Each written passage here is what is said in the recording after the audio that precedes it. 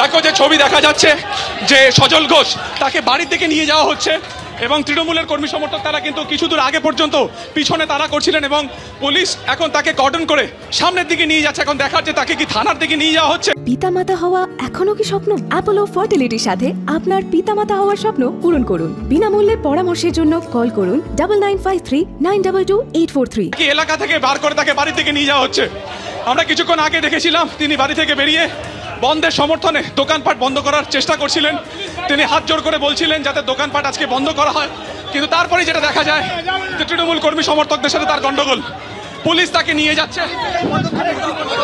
নির্লজ্জ।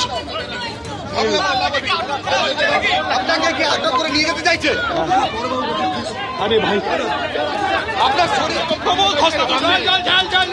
ধস্তাধস্তি।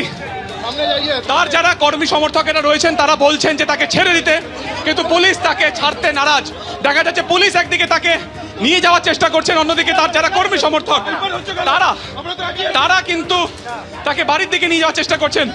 ব্যক্তিগত নিরাপত্তারক্ষী central force যারা রয়েছে তারা সজল ঘোষকে নিয়ে বাড়ির দিকে যাচ্ছেন এবং অন্যদিকে কিন্তু পুলিশের তরফেও তার নাগাল পাওয়ার চেষ্টা হচ্ছে যে এক্ষেত্রে তাকে নিয়ে যাওয়া হচ্ছে। কোথায় দেখা শ্যামবাজারের ছবি দেখতে পাচ্ছেন যেখানে রাহুল সিনহা, লকেট চট্টোপাধ্যায়রা রয়েছেন, সেখানে নতুন করে উত্তেজনা। যারা বন্ধের সমর্থনকারীরা রয়েছে তাদের ঠেলে সরিয়ে দিচ্ছে পুলিশ। সরাসরি এই ছবি ময়ূক রয়েছেন এবং অন্যদিকে বিজেপির কর্মী সমর্থকেরা রয়েছেন। কার্যত অন্যরকম ছবি শ্যামবাজার পাঁচমাথার মোড়ে বিধান সরণিতে আমরা দেখতে পাচ্ছি ডিসি নর্থের নেতৃত্বে বিরাট ফোর্স। তারা তৃণমূলের যারা এখানে কর্মী সমর্থক তাদেরকে এখানে তারা বোঝাচ্ছেন। অন্যদিকে বিজেপির কর্মী সমর্থকেরা তারাও শ্যামবাজার পাঁচমাথার মোড়ে তারাও কিন্তু রয়েছেন। আমি আবার বলবো অজয়কে দেখ, বিধান সরণিতে তৃণমূল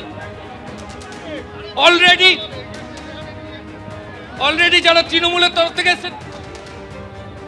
ভাই আপনাদের কি জোর করে দোকানপাট বন্ধ করা যাবে না, জোর করে দোকানপাট বন্ধ করা যাবে না, বাংলাকে অশান্ত করা যাবে না।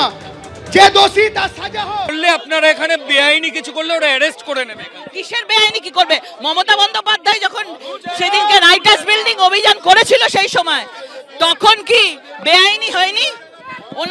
ওনার যখন হবে তখন সবই লিগ্যাল, আর আমাদের যখন হবে সবই আমাদের ইললিগ্যাল। এটা তো হতে পারে না। আমরা লকেট চট্টোপাধ্যায়ের সঙ্গে কথা বলছিলাম, বিজেপি নেতা তমগ্ন ঘোষ রয়েছে। আপনারা আজকে শ্যামবাজারে আপনারা কর্মসূচি বাংলা বন্ধ সফল করতে হবে। যেভাবে ছাত্রদের ওপর কাল বর্বরচিত আক্রমণ এবং আমাদের যে অদূরে আরজিকর রয়েছে এখানে ধর্ষণ এবং মৃত্যুকাণ্ডের প্রতিবাদে, এবং কাল যেভাবে এখানে ছাত্রদের আন্দোলনে আক্রমণ হয়েছে। আজকে তো 28শে আগস্ট তৃণমূল ছাত্র পরিষদের জন্মদিবস, সেখানে মমতা বন্দ্যোপাধ্যায় ছাত্রদের বার্তা দেবেন, আর গতকাল ছাত্রদের আন্দোলন গুঁড়িয়ে দিয়ে তাদের মারধর করে। কোন ছাত্র আন্দোলন? 7 বছর ছাত্র নির্বাচন হয় না এই রাজ্যে, উনি ছাত্রদের কথা বলেন? ওনার লজ্জা হওয়া উচিত।